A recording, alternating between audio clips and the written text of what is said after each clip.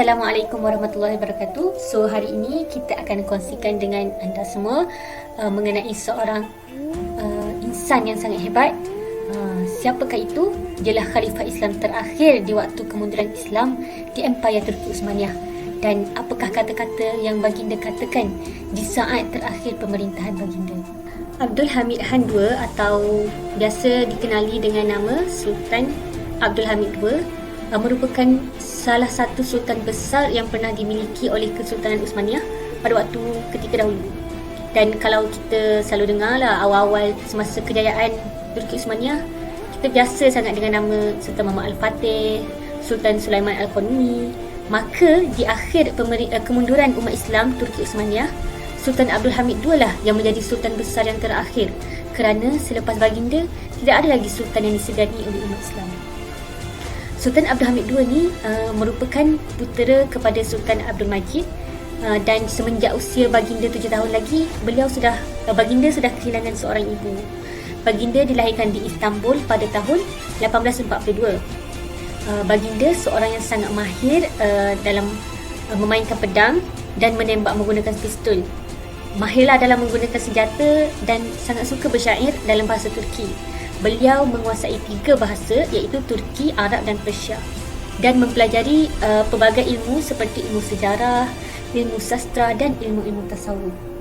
Semenjak baginda muda lagi, di usia yang muda, baginda sudah ambil tahu mengenai gejolak politik yang berlaku dalam negeri baginda. Baginda sentiasa mengikuti perkembangan tentang keadaan negerinya, dan akhirnya pada umurnya berusia 34 tahun, baginda telah dilantik sebagai khalifah dengan disertai bai'ah oleh seluruh umat Islam tepat pada 31 Ogos tahun 1876. Namun di tahun yang sama juga bermulanya ketamakan orang-orang barat untuk menguasai Empayar Uthmaniyah yang sudah sampai ke kemuncaknya. Apa yang Sultan Abdul Hamid II buat? Dia merasakan tanggungjawab memimpin dan melindungi wilayahnya, maka dia ingin menghadapi ketamakan-ketamakan tersebut.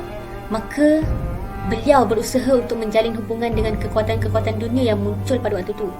Berpandukan Islam sebagai agama, Sultan Abdul Hamid II berupaya mempersatukan pelbagai elemen dan unsur-unsur yang beragam dalam pemerintahan baginda. Ada yang dari Turki, dari Arab, Yahudi dan sebagainya, demi menghadapi serangan-serangan tentera Yahudi Barat. Malangnya pada tahun 1881, Jabatan Kewangan Daulah Uthmaniyah menyatakan ketidakmampuan mereka dalam membayar hutang. Seorang Yahudi yang bernama Theodor Herzl, nama ni memang tidak asing lagi lah dalam sejarah umat Islam. Theodor Herzl ni, dia telah menggunakan peluang ini dengan sebaik mungkin untuk melemahkan keimanan umat Islam pada waktu tersebut. Theodor Herzl tahu Sultan Abdul Hamid tidak akan mudah menggadaikan tanah umat Islam untuk menyelesaikan masalah hutang ini. Maka apa yang dia buat? Dia berusaha melemahkan keimanan umat Islam pada waktu itu dan bersekongkol dengan Barat untuk menumbangkan sistem kekhalifahan di muka bumi dan mendirikan negara Israel di Palestin. So, apa yang berlaku dalam rentang 6 tahun dari tahun 1896 hingga 1902, Herzl berusaha juga untuk menemui Sultan Abdul Hamid II untuk bagi tahu hasrat dia nak dirikan negara Israel.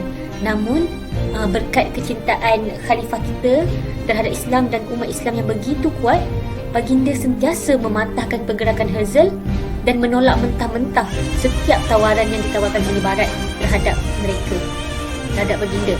Lebih-lebih lagi kalau benda tu berkait dengan penjualan tanah Palestin terhadap Barat. Dan akhirnya di kemuncak kemarahan Herzl, berjaya juga Herzl ni berjumpa bersemuka dengan baginda Sultan Abdul Hamid secara langsung dengan bantuan orang dalam istana. Dan apa yang dibuat, Herzl ni telah buat rundingan dengan baginda untuk memberikan 5 juta emas dan 20 juta pound sterling supaya kerajaan Uthmaniyah berjaya melansaikan semua hutang negara dan berjanji ingin mengembalikan reputasi Empayar Turki Uthmaniyah yang telah dilihat lemah di mata orang Eropah.